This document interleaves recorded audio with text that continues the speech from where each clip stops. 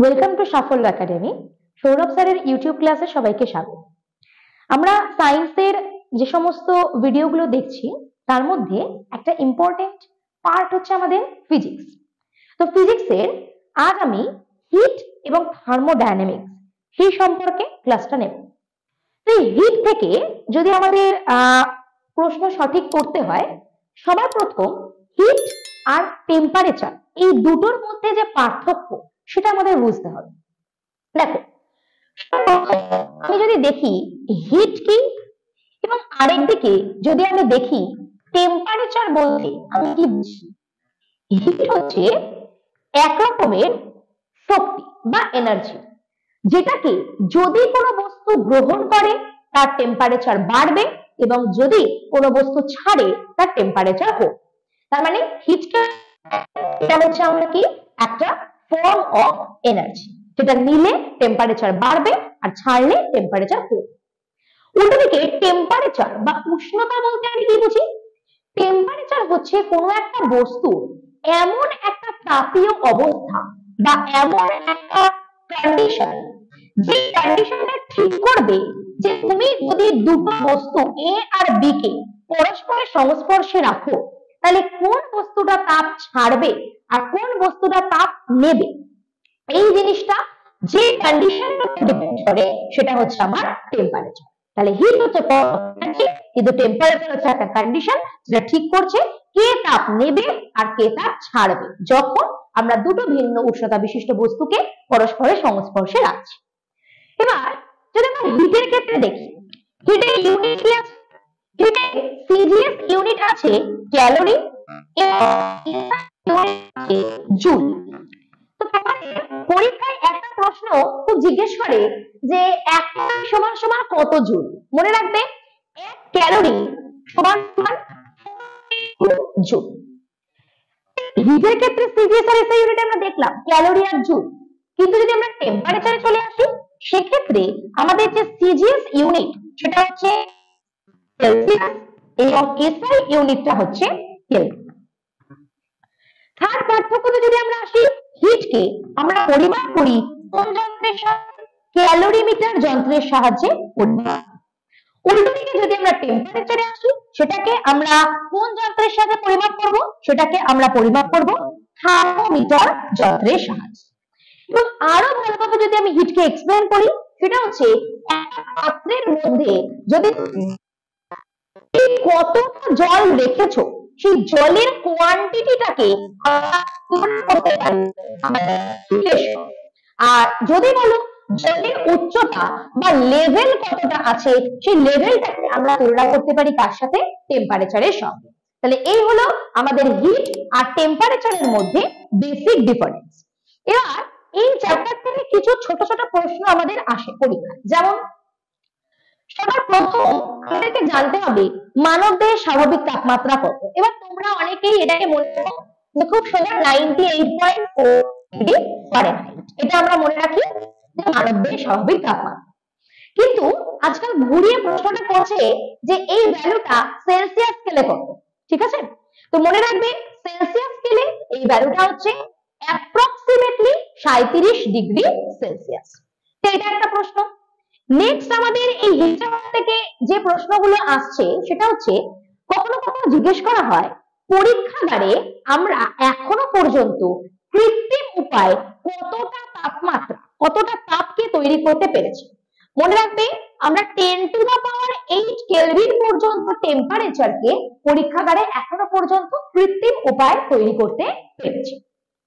Next যদি বলা হয় যে বিজ্ঞানের যে শাখায় আমরা খুব বেশি তাপমাত্রা নিয়ে আলোচনা করি সেই শাখাটাকে আমরা কি বলবো? মনে রাখবে খুব বেশি তাপমাত্রা নিয়ে আলোচনা করাকে আমরা বলে থাকি পাইরোমেট্রি।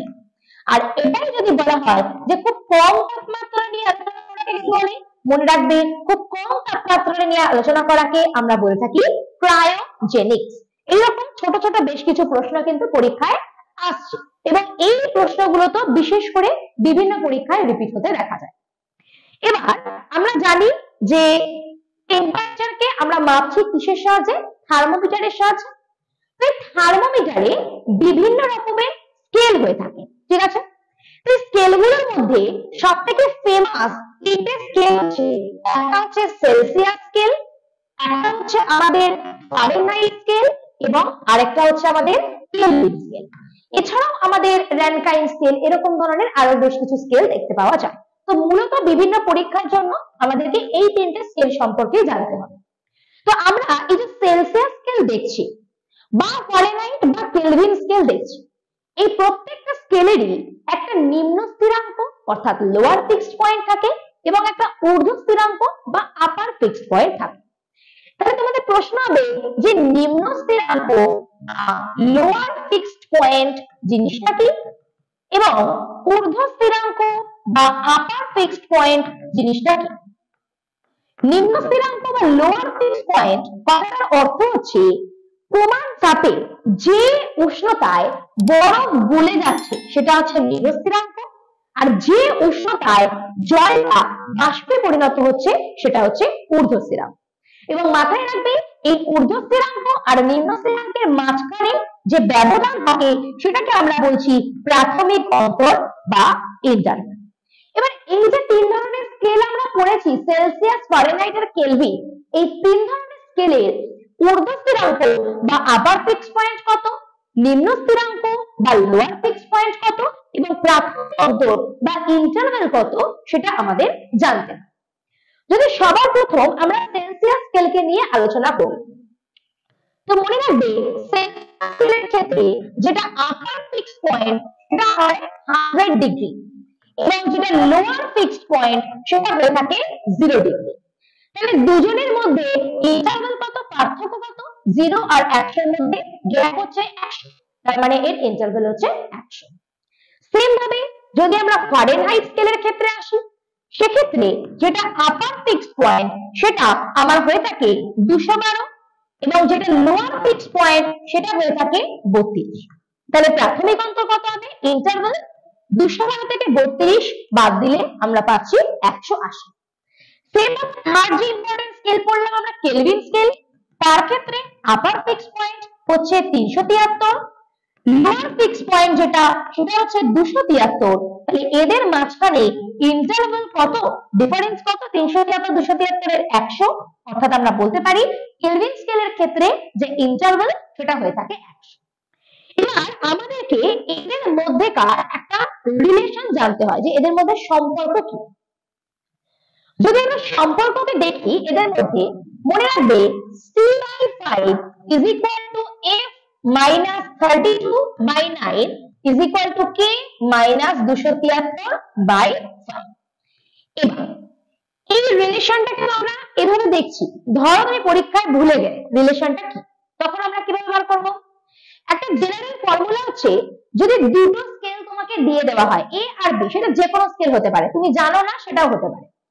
তো ধরো একটা হচ্ছে আমার A স্কেল, তো এবং আরেকটা হচ্ছে B স্কেল, তো এদের মধ্যে সম্পর্ক করার ফর্মুলা হচ্ছে A minus lower fixed point of A, অর্থাৎ A স্কেলের যেটা নিম্ন স্থিরাঙ্ক, divided by upper fixed point of A minus lower fixed point of A। মানে A স্কেল মাইনাস A স্কেলের নিম্ন স্থিরাঙ্ক ডিভাইডেড বাই A স্কেলের ঊর্ধ্ব স্থিরাঙ্ক মাইনাস A স্কেলের নিম্ন স্থিরাঙ্ক ইজ ইকুয়াল টু B। এবার B স্কেলে আসছি, same formula, B minus lower fixed point of B divided by upper fixed point of B minus lower fixed point of B, অর্থাৎ B minus B স্কেলের নিম্ন স্থিরাঙ্ক ডিভাইডেড বাই B স্কেলের ঊর্ধ্ব স্থিরাঙ্ক minus B স্কেলের নিম্ন স্থিরাঙ্ক। এবার এটা দিয়ে দেখো তুমি এই ফর্মুলাটা দিয়ে আসতে পারো কিভাবে। দেখো ধরো আমাকে বলে দিয়েছে একটা স্কেল হচ্ছে সেলসিয়াস আর একটা স্কেল আছে ফারেনহাইট, এবং তোমাকে ভ্যালুগুলো বলে দিয়েছে যে সেলসিয়াস স্কেলে যে আপার ফিক্সড পয়েন্ট সেটা 100, লোয়ার ফিক্সড পয়েন্ট হচ্ছে 0, আর ফারেনহাইট স্কেলে upper fixed point 212, lower fixed point 32। এবার তোমাকে বললো যে সেলসিয়াস আর ফারেনহাইটের মধ্যে রিলেশন বার করো, এবং সেই মুহূর্তে তুমি এই ফর্মুলাটা ভুলে গেছো, কি করে বার করবে। এই যে ফর্মুলাটা যেটা কমন ফর্মুলা সবার ক্ষেত্রে, সেখানে আমরা দেখতে পাচ্ছি A মানে কি, এখানে সেলসিয়াস স্কেল, তার মানে আমি বসাতে পারি C minus lower fixed point of A, মানে এই স্কেলের নিম্ন স্থিরাঙ্ক। সেলসিয়াস স্কেলের নিম্ন স্থিরাঙ্ক কত, 0, তাহলে আমি এখানে ভ্যালুটা বসাচ্ছি c minus 0 divided by upper fixed point of a, মানে সেলসিয়াস স্কেলের আপার ফিক্সড পয়েন্ট সেটা কত আছে আমার 100, তাহলে আমি এখানে বসালাম 100 minus lower fixed point of a, Celsius স্কেলের লোয়ার ফিক্সড পয়েন্ট কত আছে 0, এটা বসিয়ে দিলাম ইজ ইকুয়াল টু, যদি আমি ফারেনহাইটে যাই, বি স্কেল মানে ফারেনহাইট, তাহলে আমি বসালাম মাইনাস ফারেনহাইট স্কেলে যেটা লোয়ার ফিক্সড পয়েন্ট সেটা কত 32, আমি ভ্যালুটা বসাই f মাইনাস 32 ডিভাইডেড বাই যেটা ফারেনহাইট স্কেলে আপার ফিক্সড পয়েন্ট, সে আপার ফিক্সড পয়েন্ট কত রেখেছে এখানে 212, আমি এখানে ভ্যালু বসালাম 212 মাইনাস এর লোয়ার ফিক্সড পয়েন্ট কত 32, তাহলে এটাকে যদি আমরা ক্যালকুলেট করি c মাইনাস 0 মানে আসছে c ডিভাইডেড বাই 100 মাইনাস 0 হচ্ছে কি 100 ইজ ইকুয়াল টু, উপরে আছে f মাইনাস 32 ডিভাইডেড বাই 212 থেকে 32 থেকে বিয়োগ করো কত আসছে 180, তো দুদিকে 0 0 কাটো, 2 দিয়ে যদি কাটো এদিকে 5 এদিকে 9, তার মানে রিলেশনটা আমার কি এলো, সেই এলো দেখো c by 5 is equal to f minus 32 by 9, তার মানে যদি আমরা এই ফর্মুলাটা ভুলেও যাই সেক্ষেত্রেও আমরা এই কমন ফর্মুলা দিয়ে যে কোনো স্কেলের মধ্যে, তুমি চেনো না জানো না এমন স্কেলেরও যদি আমি তোমাকে আপার ফিক্সড পয়েন্ট আর লোয়ার ফিক্সড পয়েন্ট বলে দিই সেক্ষেত্রেও আমরা এই ভ্যালুটাকে বার করতে পারি। এবার পরীক্ষায় এই রিলেটেড কিছু ছোট ছোট অঙ্ক আসে যেখানে তোমাকে ধরো ভ্যালুটা সেলসিয়াসে বলে দিয়ে বলে ফারেনহাইটে বার করো, বা তোমাকে ধরো ফারেনহাইটে বলে দিয়ে বলে কেলভিনে বার করো, তো সেক্ষেত্রে যেই স্কেলের ভ্যালু তোমাকে বলে দিয়েছে সেই জায়গায় রেখে, ধরো তোমাকে সেলসিয়াস আর কেলভিনের মধ্যে রিলেশন বার করতে দিবে, তখন এই ফারেনহাইটের পার্টটাকে আমি লিখবো না, সরাসরি কি লিখবো c by 5 is equal to k minus 273 by 5 এটা লিখবো। আবার যদি সেলসিয়াসের সঙ্গে ফারেনহাইট বলে এই পার্টটা থাকবে না, তো এইভাবে আমরা বিভিন্ন রকম স্কেলের মধ্যে সম্পর্ক বার করতে পারি এবং সেখান থেকে আমরা বিভিন্ন রকম স্কেলের মধ্যে যে অঙ্কগুলো আমাদের আসে সেগুলোকেও আমরা সলভ করতে পারি। ঠিক আছে, নেক্সট পরবর্তী পার্টে আমরা এই চ্যাপ্টারের বাকি পোর্শনটাকে কমপ্লিট করব।